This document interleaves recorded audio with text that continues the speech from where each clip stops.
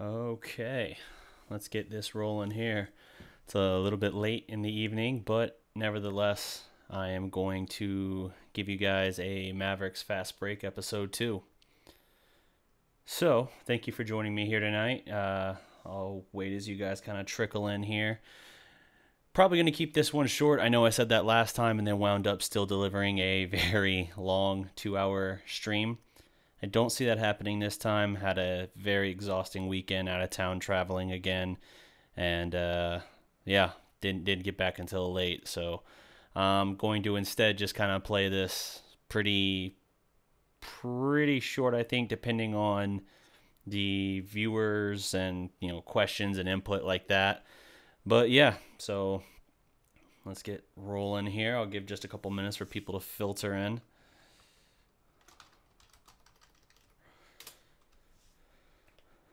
Also, tell me if you guys are able to hear these drops. Hey, this is Dark Avenue, and remember, every legend was once a prospect. I see we got Gle here. We also got a Marshall Anderson Jr. on Facebook. What's up, Marshall? What's up, Gle? All right, so yeah, the main topic we got here tonight is Yogi Ferrell and what his backing out of his initial verbal agreement to re-sign with the Mavericks on a 2-year deal basically means for Dallas moving forward. Let's see here. Are you guys able to hear some of these drops? Oh, yeah. I'm still kind of testing some of these out here. Anywho. Yeah, so I look at this and I pretty much envision the Yogi Ferrell situation as it is reminiscent to a much lesser degree of DeAndre Jordan. I mean, if you look at it in the literal sense, yes, it is a verbal commitment who then backed out of his deal, which is reminiscent of DeAndre Jordan. But it's different in the situation that, DeAndre, he was supposed to be the big fish that Dallas got and who kind of changed their projection, kept them on pace. The Rondo experiment failed. That offense before Rondo came in was clicking at an all-time level, at least as far as Dallas is concerned. And then Rondo came in, just completely torpedoed that entire thing. But at the time, Dallas still thought, okay, it's fine. We can still operate with a core of Chandler Parsons, Wes Matthews, DeAndre Jordan, Dirk, and blank. There was still hope for that. And when DeAndre Jordan then pulled the rug out from under him, I think it pretty much completely tanked everything they were trying to do. Yogi's a different situation for sure. I mean, we were talking about an initial, 2-year, $5.3 million that he was going to get in Dallas. So it's really not the same. I like Yogi. I do. I loved our brief little stint with Yogi Mania a couple of years ago. His numbers improved last year as well. But it is a thing where when they had the verbal commitment from him to come back, him saying that he was that he was promised a backup shooting guard role, or rather the the backup shooting guard role, the primary backup shooting guard. I was very skeptical of that because I looked at that and thought, wow, he's already an undersized point guard, and now we're talking about rolling him out there. Now we're talking about rolling him out there as a backup shooting guard. By the way, I see Big Game James just jumped on the stream here on Facebook. James, give me a shout if you want to call in. I can throw up a graphic here and we can get you in on this call as well if you got the time and energy and want. So let me see, But anyway, yeah, it's a little disappointing seeing him do that. But at the end of the day, you got to do what's right for you if you're Yogi. And the Mavericks backcourt was pretty stacked already. I know that Luka Doncic isn't a backcourt player. He's probably going to be the 3 for Dallas, but he's still going to be a primary ball handler, which means that would cut into what Yogi's able to do a little bit. So you already got Dennis Smith. You already got Jalen Brunson. Once they drafted Brunson, I really didn't think Yogi was going to be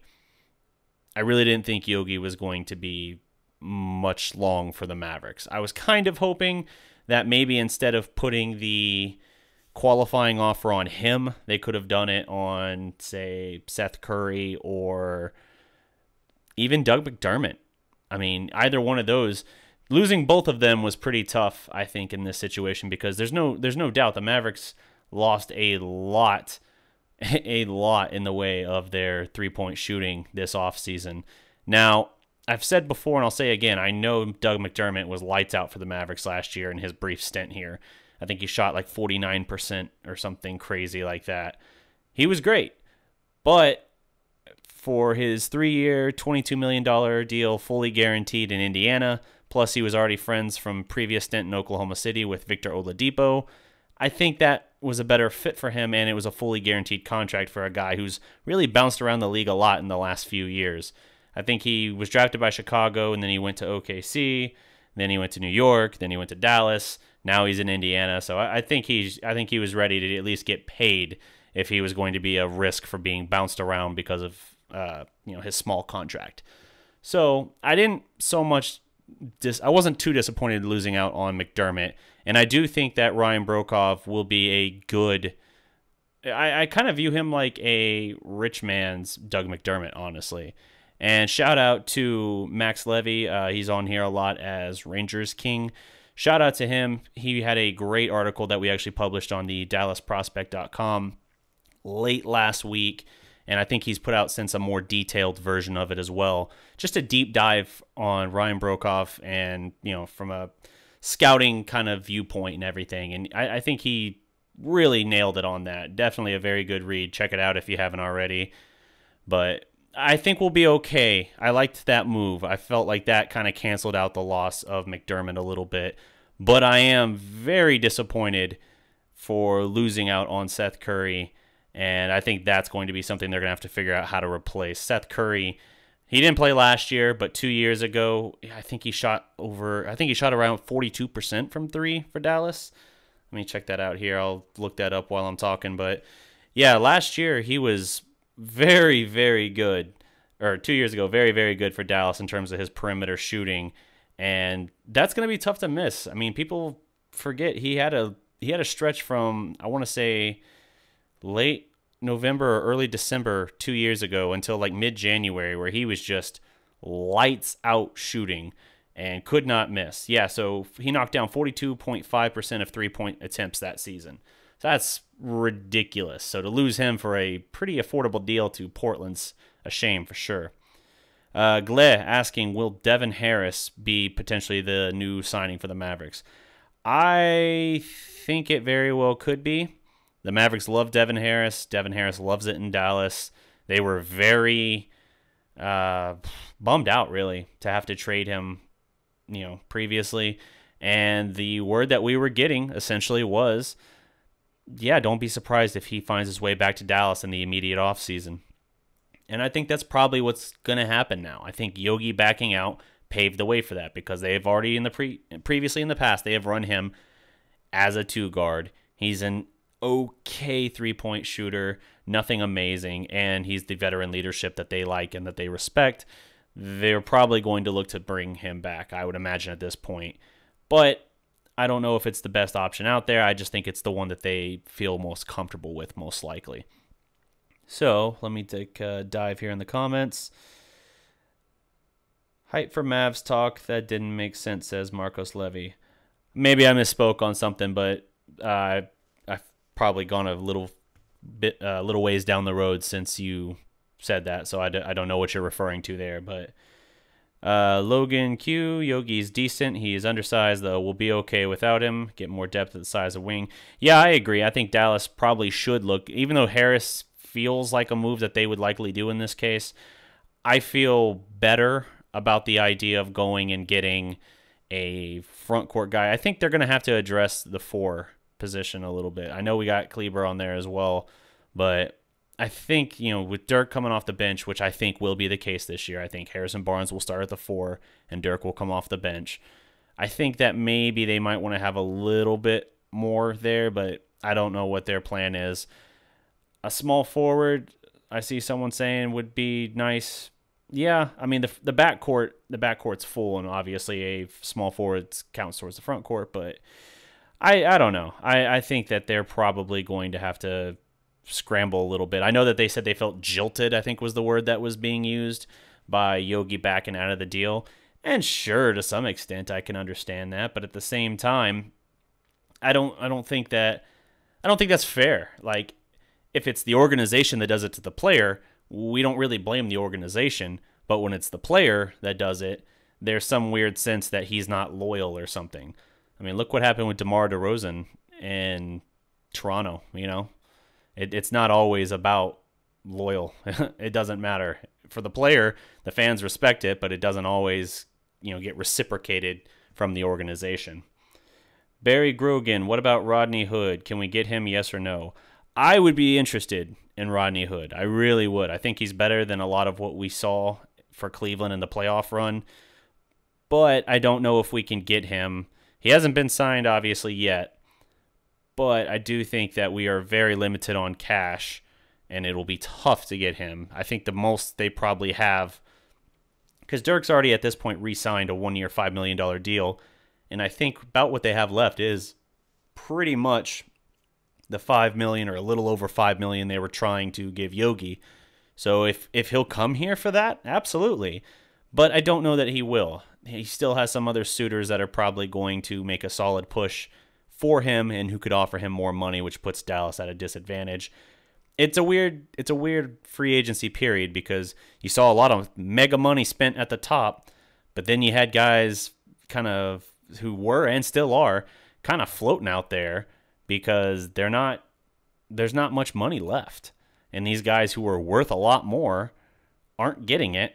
And so that's how you end up with DeMarcus Cousins, in part, on the Golden State Warriors next year. It just is what it is in that regard. Let me take a look at the comments again. Happy Brunson is going to get more minutes, says Kid OSU. Yeah, I posted something on the Facebook page the other day.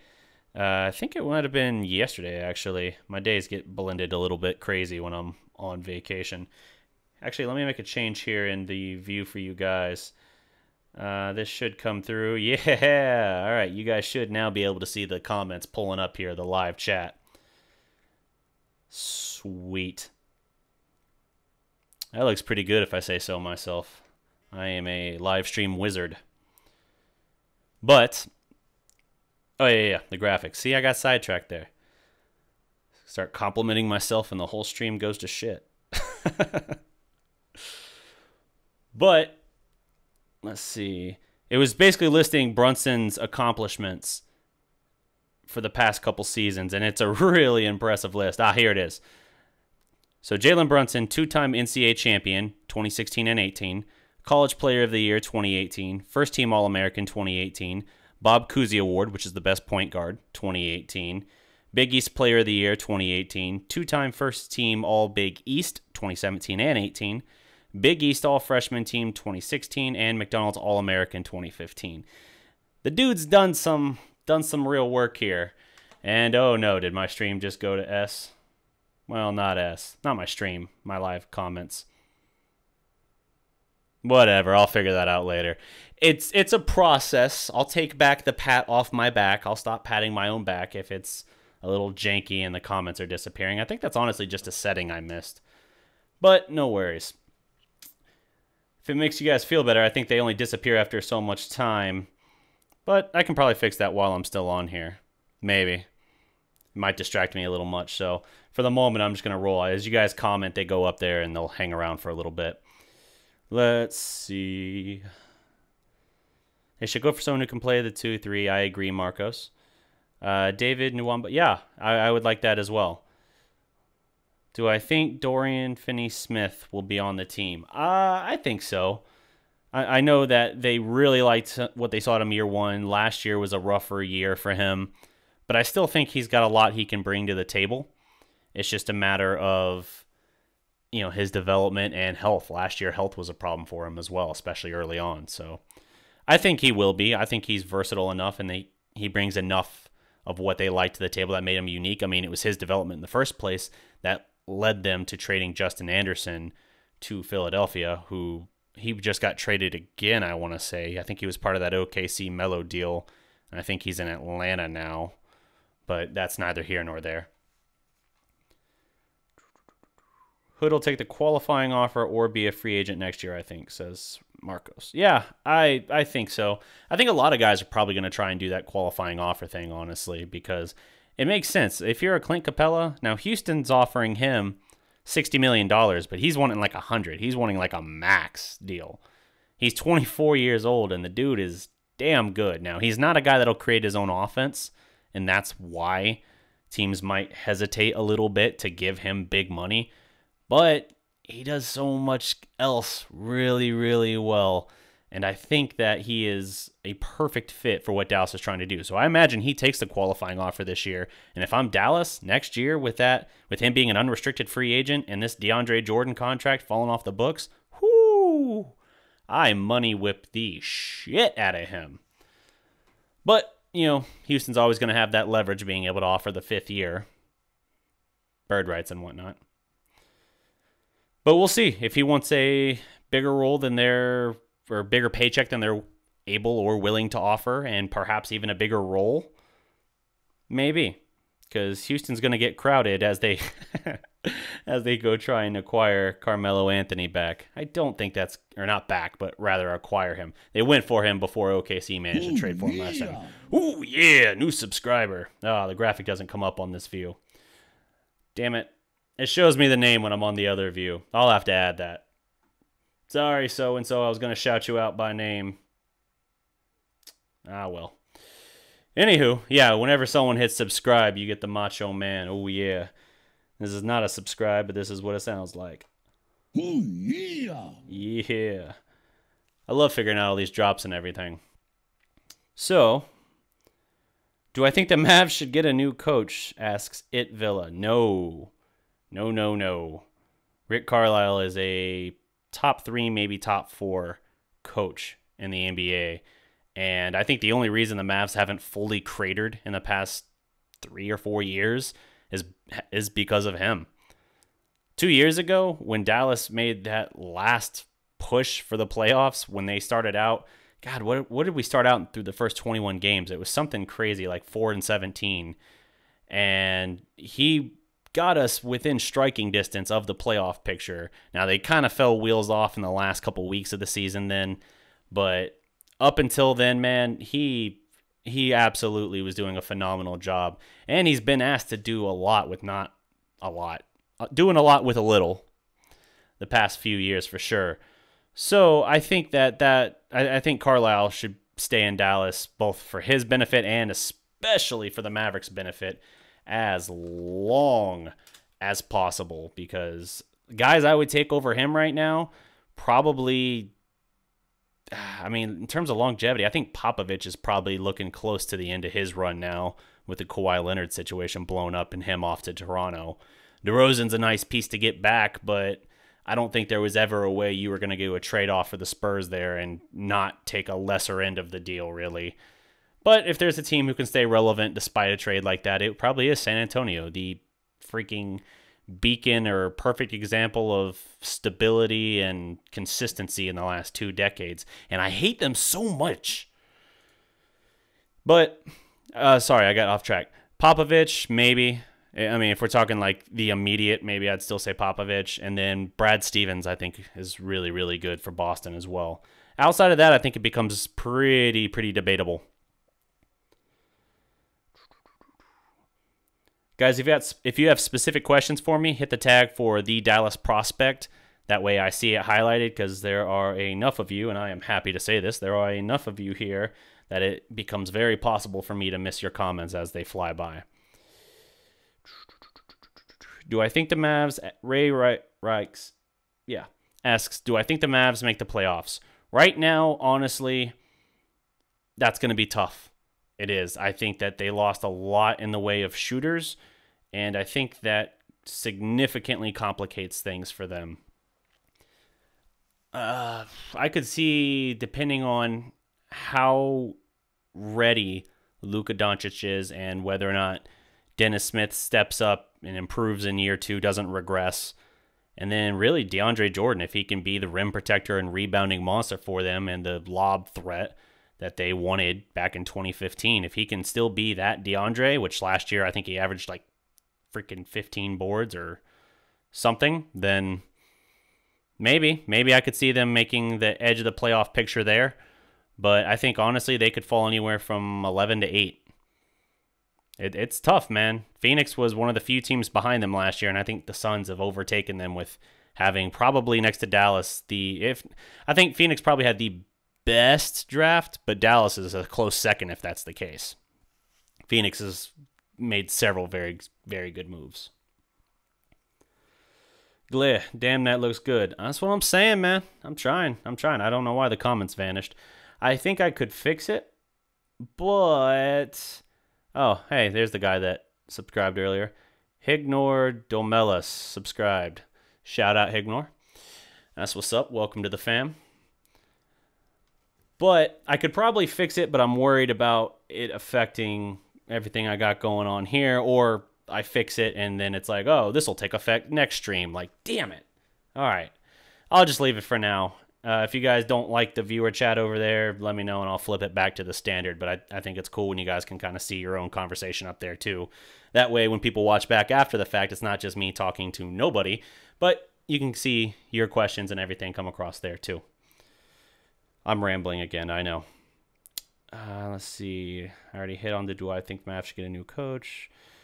Your thoughts on Dallas giving Spalding a 4-year contract? Man, I really like Spalding. I think he was a great sleeper pick for Dallas. Dude's, 6'11"? He's more of a defensive player. He's got like a long wingspan, something like 7'4", I think. Long wingspan, defender, good rebounder, works well in the pick and roll, good feel for that. I think he will be a very good player for the Mavericks moving forward. A role player. I could see him maybe developing into something of significance where you look at him as more of a, not necessarily a core, but like a big part of your second unit for sure. I think that's one of the better picks, and they got him with pick 56, I want to say, which is crazy to get him there. 4 years, yes. I think the Mavericks had a fantastic draft, and that's why if you guys watched the video I just put out, I think it was last Thursday night, where I talked about the Mavericks, really, Mark Cuban's 5 biggest roster move regrets. I butchered my own title there amazingly. But that video, one of the things I really lamented, of course, it was when I was talking about Giannis and not drafting him. But one of the things I really focused on in that was specifically, I think Dallas has done really well in the draft the last 2 years. Imagine where we could be right now if they had just focused time and energy on the draft in the years leading up, instead of swinging for the big fish every year. You don't swing for a fish, you go fishing for a big fish. I'm confusing my analogies here. I don't know what's happening.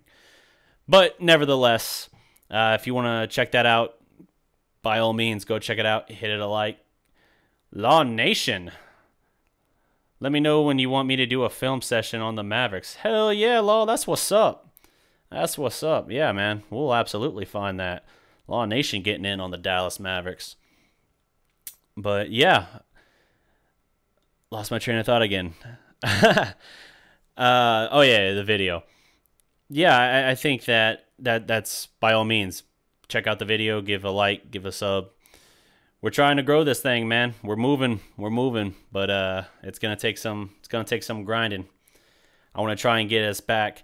Now, I've said this on a previous live stream. The last website I worked for, the now defunct ProjectShanks.com, I was actually their Mavs beat writer and got access, media credential passes, and access to the locker room before games, after games. So I would go in, be within that cluster of media in the locker room before the games when Mark Cuban's like sitting there just cranking it out on the Stairmaster or whatever he's on and sweating just profusely as he's giving out-of-breath answers. Very, very odd. Close enough that his sweat has dripped into my eye because of how he flicked the sweat away from his eye or whatever. Just like, okay, I've made it. I've made it in Dallas media. Oh, I also got him to tell me to F off, but that was more a like, hey, you're a new face. You haven't made it in Dallas media till Mark Cuban's told you to F off, so F off. So yeah, I wear that as a badge of honor. But by all means, I really I want to get that access back. You know, I built up Project Shank's basketball coverage and all that, and for like 2 or 3 years, I did all of that for them. I had the coverage and everything, and then kind of when that site wore down, I started up my own site, the Dallas Prospect, and now it's just a matter of kind of building up that reputation again and getting back to the point where we can go out and we can go get that access. So one of the big things that'll help, guys, if you like what we do, like the videos, subscribe to the channel, share the videos. And whether it's these live streams I'm doing or whether it's the edited kind of pre-produced videos I did, like the last one with Mark Cuban and 5 roster move regrets, let me know. I got plans to do another one now coming up for the 5 worst contracts in Mavericks history, and another one as well, but I'm still workshopping that one a little bit. But that's going to come out this week. So let me start jumping to some of these people who are tagging the prospect thing. What do you think of the manager in Dallas? The manager, so Donnie Nelson, he's really the president. We don't actually have like a true GM, but I think Donnie Nelson's got a very good eye for European players. Obviously, him and Don Nelson were huge in finding Dirk in the first place, but I think that it's kind of lessened in recent years, the job I think he's done. I think he's good, but I think, you know, he wanted Giannis. Donnie Nelson absolutely wanted Giannis, and it was the wish of Mark Cuban essentially to nix that and say, no, we're going to keep the max salary slot open, so we're going to trade back from, I think they took Kelly Olynyk. I can't remember what pick that was, but it was like in the low teens. And they then drafted him, traded him to Boston for pick 18 instead of taking Giannis, who I think went at 15 instead. And then Dallas wound up with Shane Larkin. But not to get too far into that. All right, so, to finish answering that question, I think Donnie can be good. I think he's fine. I just think that he hasn't been as allowed until the last couple of years to be as good. The last couple of years, I think he's putting forth a better performance again, especially this time with Luka. All right, Marcos, thoughts on the team giving Spalding... Oh, I already hit that, sorry. How big of a role do you think Spalding plays in the first year? I think Spalding will be a good... I think you'll see him in small doses, because I do think you'll see him a lot on the G League team this year. The, as I learned last stream, Gatorade League roster a lot this year. And I think he's good. I think you're going to see maybe later in the year they bring him up, play him a little bit, kind of like we saw with Motley last year, right? Motley didn't get any time early in the year, but then late in the year you got to see him a little bit, and really, I mean, people are really hot for Motley. I like him. I certainly am intrigued with him being a prospect, and I think he's going to be, I think, more on the main roster this year, but he's still going to have to fight for time because they also brought back Salah, and obviously DeAndre Jordan, unless he's in foul trouble, you're paying him that much money. You're gonna play him as much as you can. Now, obviously, because of his limited offensive game and his horrendous free throw shooting, that's going to take him off the court at least a little bit. But still, you're going to get more DeAndre than anything. It's not going to be like last year where Nerlens Noel should have been your starter, but now you're seeing a lot of Salah and you're seeing all these other creative small ball lineups instead, where suddenly Dirk's your 5. Ooh, Dirk Nowitzki at 40 years old playing the 5. That's scary. Let's see. Law. As for the player I'd like for you, if you're really offering to do a film breakdown on a Mavs player, Luka Doncic would be very interesting. He might be a little tougher just because he's, obviously been playing in the European League, but I would very much like to see some Luka breakdown here. If not Luka, then Dennis Smith would be cool. Just where he could grow going into year 2. Thanks, fam.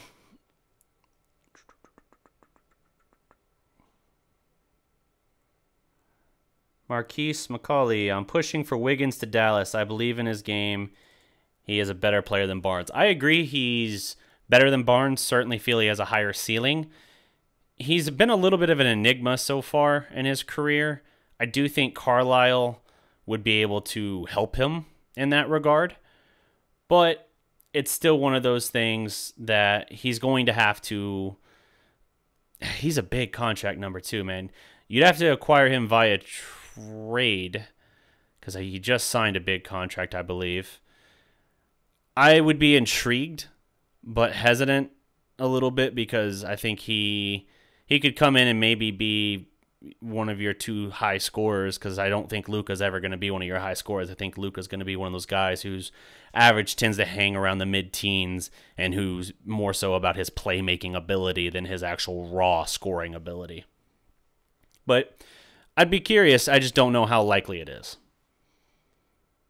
Wiggins for Barnes. Let's make that trade happen. That would be a masterful dealing there if Dallas could do that.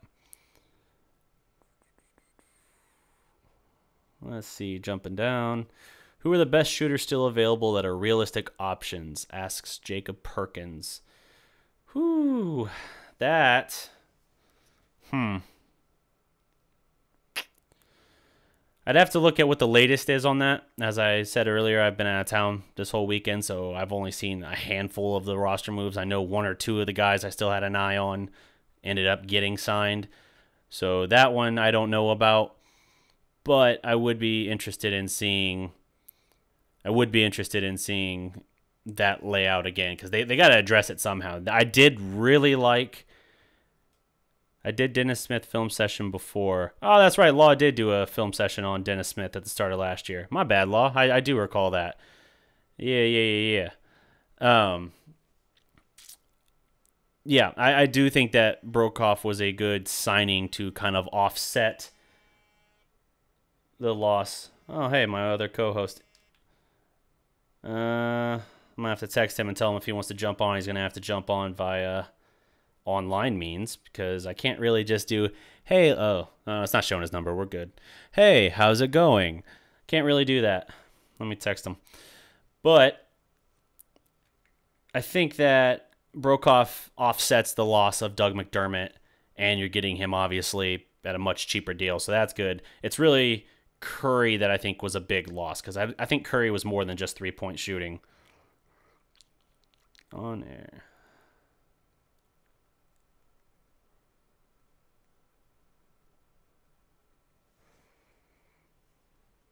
Sorry about that. Co-host. Trying to make it work while he's not able to be here in person. So, let's see. I heard they were looking to trade Motley. I'd be interested in what that deal would be for if they are looking to trade Motley, because if they were... New subscriber. Oh, there it is. Augustin Cortez. Hey, I got it working. Except for the comment thread thing, that's still falling off. I don't know what's happening there. I think I know the setting, but I'm not getting into that again. If they were to trade Motley... I think it's too early to trade Motley. I don't think he can get you much value right now because no one has seen enough of him yet. And I'm still very intrigued by what he could bring. I think he could be, I don't know about the starting center of the future, but I think he could be a great backup center for you. And really, I'd rather give him the minutes than Salah Mejri. I've seen what Salah Mejri can do, and I wasn't that impressed. I think Salah is more of a knucklehead. All right, so co-host ready to jump on, so I'm going to multitask here and set it up, bring him in. I'm just doing everything on the fly this show.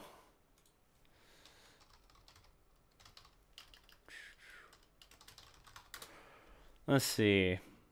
So yeah, I say don't trade Motley if that's their thinking right now. I don't think it's worth what you would get back in return for him. Marcos Levy, Barea and Dirk could give a lot of problems in the second units. Dirk's only problems he can really create are the gravity around him, for which defenses have to respect his jump shot, because at this point, 40 years old, 21st season, he's not going to be able to bring what they would need. Oh, yeah. New subscriber, who we got? Antonio Perez, shout out, sir. Salute and welcome. Oh, I love that. I love that Macho Man. I almost said pop. It's a drop. Pop and drop. Now we're just getting into all kinds of rap music here. Pop Lock can drop it. There we go. And with that comment, I lost half my subscribers. No. Okay, let me get this set up here for any. While I'm doing that, let me find another question. Let's see. Yeah, so I think Dirk at this point, the athleticism is not going to be there to do anything like that, and he's not really going to operate much in the low post. He's pretty much a pick and pop player at this point in his career and spot up. Jacob Perkins, Mott needs to prove himself this year. I agree. I totally agree. I think this is going to be the first year. I think last year he earned a better look this year, and it's going to be on him to show out and show he can do it. 31 people here in the chat. Very nice, very nice. 31 people watching. What do you think Kostas will do in G League? I like Kostas a lot. He is more raw, not rawer. I don't think rawer is a word other than like roar, more raw than Giannis, but it was the 60th pick in the draft. The guy is long, lanky, athletic as all get out. I mean, what was his stat line in his summer league debut? 4.7 boards, 3 blocks, 4 steals. Some of those might be inaccurate, but I mean, he filled the stat sheet. He doesn't have any offensive game. He just has the athleticism, and that free throw shot looks pretty ugly right now, but he's got the athletic ability that I think he can develop. I don't think you'll see him really on the roster much this year, if at all. I think if you saw him, it'd be like, ooh, either I'm completely wrong and he's a beast already, which I don't think is the case, in which case no one thought it was the case because he went 60th, or he's going to have to take 2-3 years maybe to kind of develop. I think he can be a good piece. And when I say 2 to 3 years to develop, I don't mean all in G League. I think maybe a year or two in G League, and maybe in year 2 he's splitting a little bit of time up on the main roster, kind of like we saw with Motley last year. I know that wasn't Motley's second year, but still.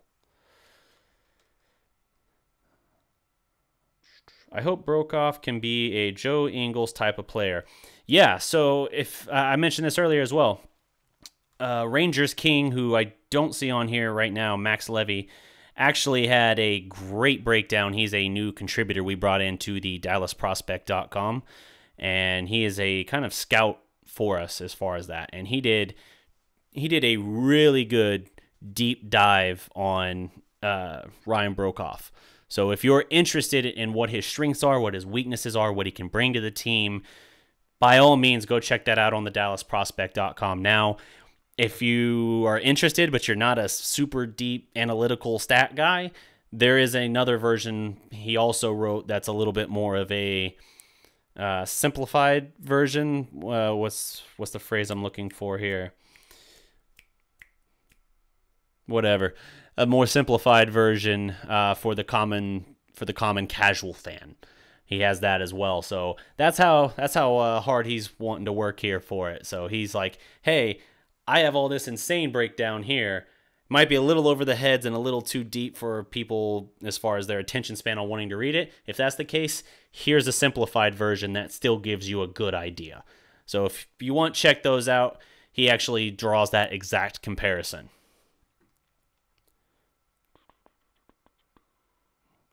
I think Spalding has moved ahead of Motley. Not yet. I don't think so yet. I think you're going to see more of Spalding in G League. I do think you'll see him split time, and I do know that they like him a lot and what he can bring. I think they ultimately think he has a higher ceiling than Motley. Motley went undrafted, if I'm not mistaken, but that's not to say he can't be a good player. Those are still out there.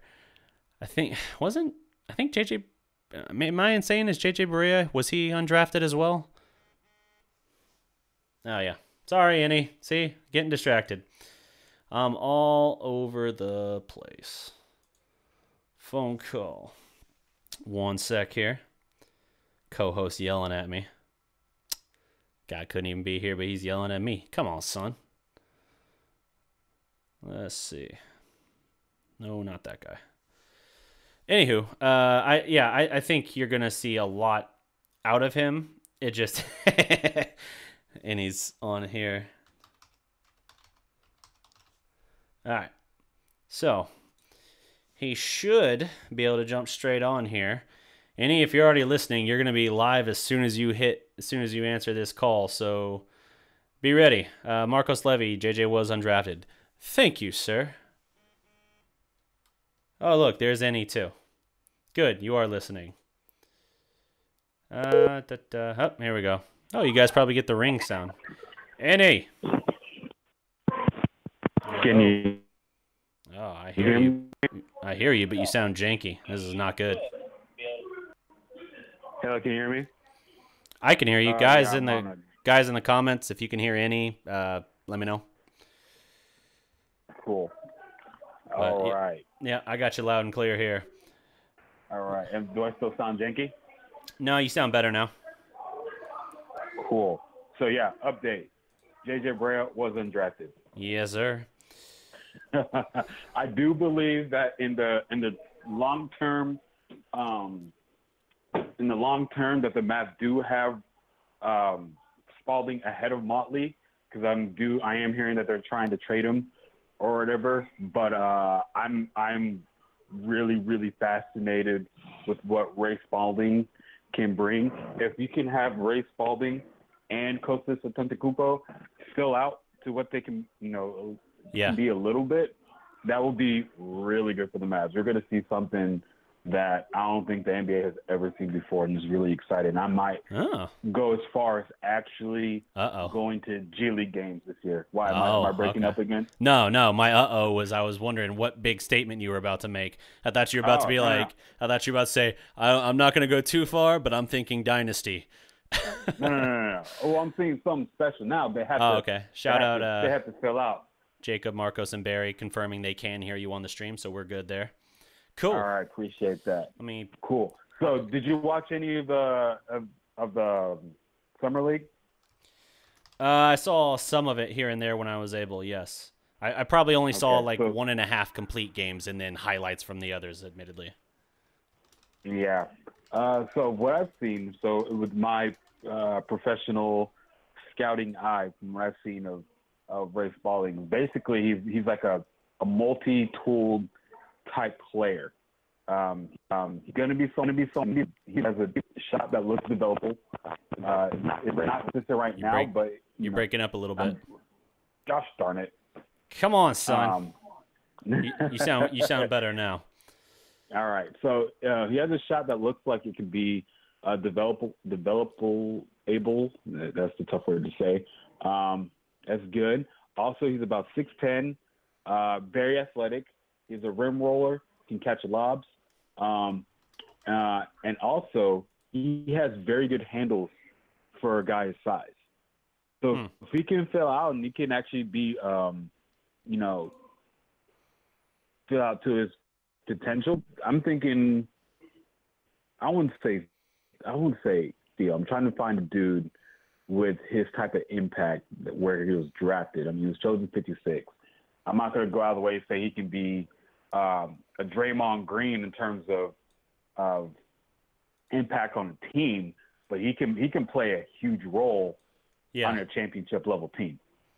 Okay. Someone that teams will have to change up the way they play, they think of the game for. You know what I mean? Yeah. Because he's kind of like a mix of. By the way, let me give a proper introduction for the guys in the chat here. This is on the phone. Oh, my bad. No, you're good.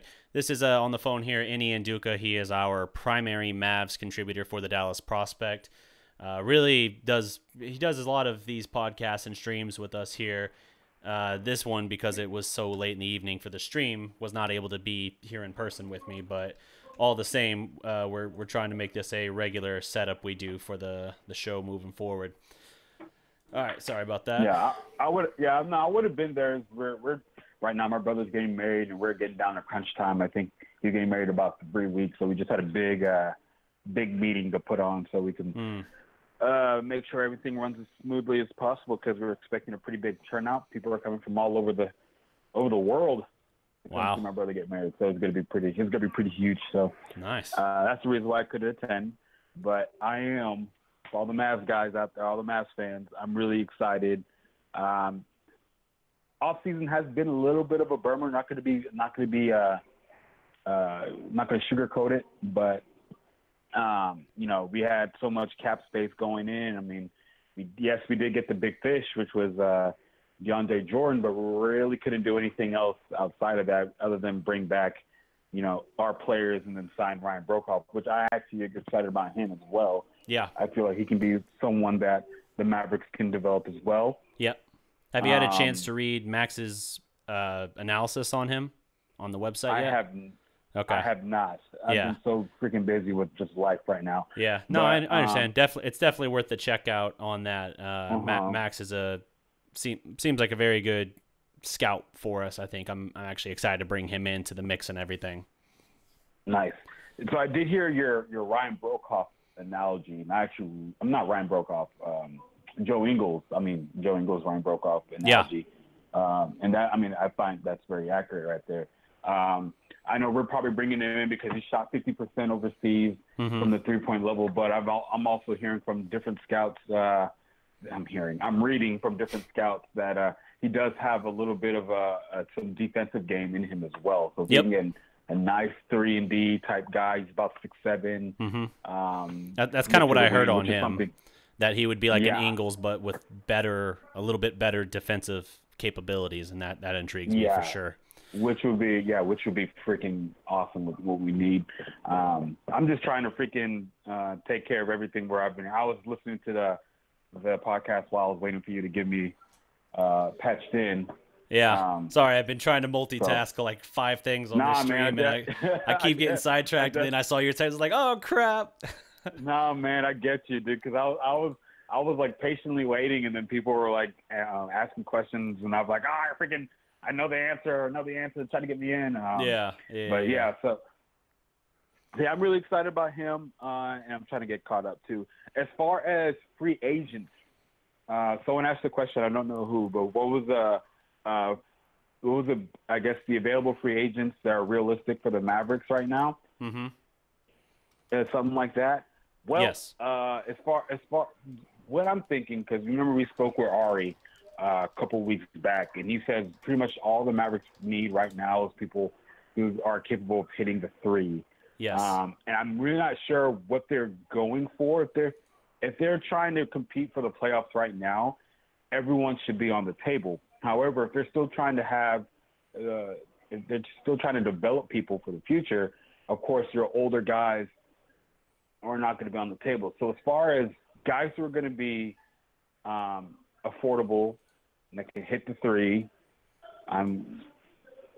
if you want me to be real, these are the names we're looking at. Okay, I think we probably have about I saw something like $5 million. Even if we don't have Dirk, even if we have Dirk signed, we'll have about $5 million left. I think we still some of that's the mid-level exception, something like that. I'm not sure. I'm 100% for Dirk's contract. Sure. The 1 year $5 million. Yeah. So after that, we'll have an additional $5 million or something like that. So these are the people I'm looking at.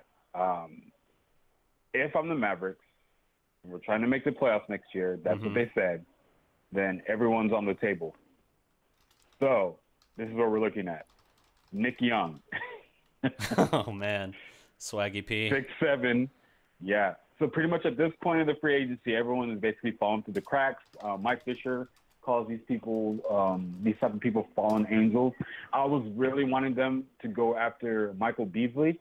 I know he can be, I guess, a wild card type person. But he was a guy who shot 38% last year from the 3. Yeah. He was a decent rebounder. He was, the type of player we need to have some size. I know the Mavericks were really wanting to get, Yogi Ferrell back. I wasn't too excited about having him back because we have 3 other point guards, and he's about as tall as I am. And I'm pretty sure we don't need another player as tall as I am on the team. I loved Yogi, but I wasn't that thrilled when I heard they were looking to bring him back, even though I do like him. And I liked the whole Yogi Mania thing. I looked at it and I was like, we're pretty full at the backcourt, and they promised him apparently backup shooting guard role. And I was like, man, he's small for a point guard. Do we really want to expose him worse having him play shooting guard? Yeah, that's exactly my line. I think great minds think alike. Yes, sir. So, I mean, that's what we're looking at. So we got, Swaggy P, 6'7", shooting guard, can hit the three. He shot probably roughly around 37% last year. Not bad. You probably want someone at this point in the game, you're probably getting someone around 36, 37, 38%. If they're shooting plus that, that's probably all they can do. Yeah. So, I mean, here's another guy. He's super old. We have Vince Carter, who's available. Vinsanity. We have Jamal Crawford, who's still available. Crawford, I could be intrigued by, certainly. Yeah. Again, I don't think for the money we have available that he's really an option, though. The money we have, Jamal Crawford? Yeah, I mean, what was he making last year? Didn't he get huge money? Even if he's available and money's drying up, are we really able to be involved? I don't know, but if he's 39, picking at this point of the free agency, I do feel. Oh, okay. I think I'm losing you here. Let me flip back to this here. Okay. If I got any on here. Oh, hey, I just noticed the corner of my green screen's not filled perfectly. Okay, well, I appear to have lost any. Deal with somebody. Maybe not. Okay, you cut out for a moment there, but you're back now. Let's see. I think the stream might be buffering here a little bit. Let's see. Connection seems okay. Am I better now? Yeah.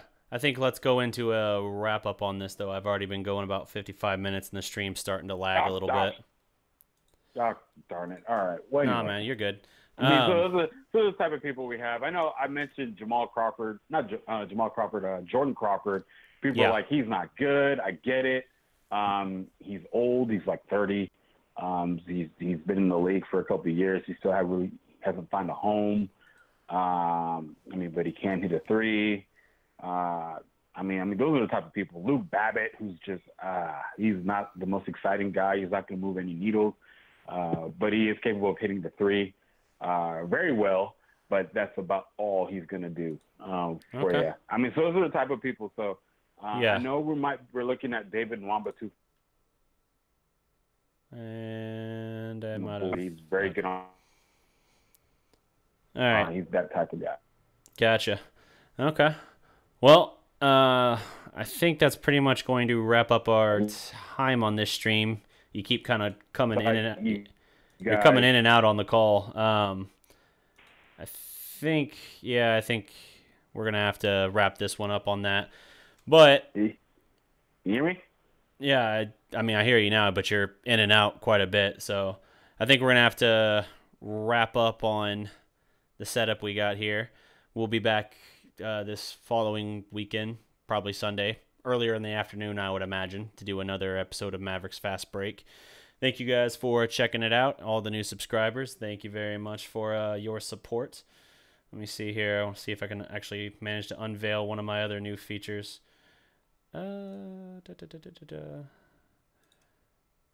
Let's see. And probably not. But thank you, Annie, for joining me on the call here. And just hang tight, guys. We got more great content coming out. Look for a new video probably the end of this week. That will be the 5 worst contracts in Mavericks history. And that, unlike my last video, will look beyond just the Mark Cuban era. We're going to look generally just the entire history of the Mavericks. So check it out. And other than that, just remember, guys, every legend was once a prospect. Salute if I can get this last drop. Foiled again. Hey, this is Darreck There it Avenue. is. And remember, every legend was once a prospect. except for when it duplicates. Try that one more time. Hey, this is Dark Avenue, and remember, every legend was once a prospect. All right, hopefully you guys heard that. Until next time, guys, salute.